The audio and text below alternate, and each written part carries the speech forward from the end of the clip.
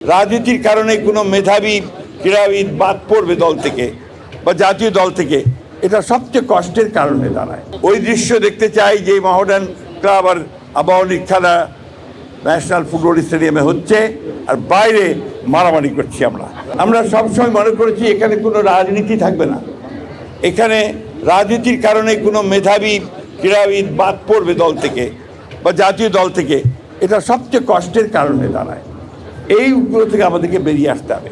আমি আমাদের অত্যন্ত তরুণ ক্রীড়ামন্ত্রী, যিনি নিজে অত্যন্ত একজন দক্ষ, যোগ্য এবং বরেণ্য ফুটবলার ছিলেন, জাতিকে প্রতিনিধিত্ব করেছেন, তাকে অনুরোধ করব যে এই বিষয়টার দিকে লক্ষ্য রেখে রাজনীতিকে মুক্ত করে ক্রীড়াঙ্গনকে যদি আমরা সামনে নিতে পারি তাহলে নিশ্চয়ই আমরা সফল হব।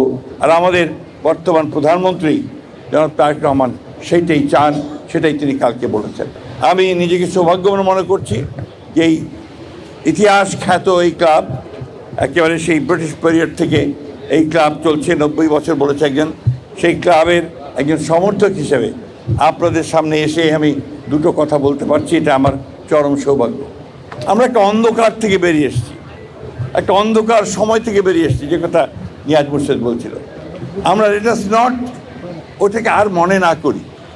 আসুন আমরা নতুন স্বপ্ন দেখি, নতুন আলো দেখি এবং নতুন সূর্যের মধ্য দিয়ে আমরা ক্রীড়াঙ্গনকে নতুন করে সাজিয়ে নিই। সেটাই হোক আমাদের একমাত্র লক্ষ্য।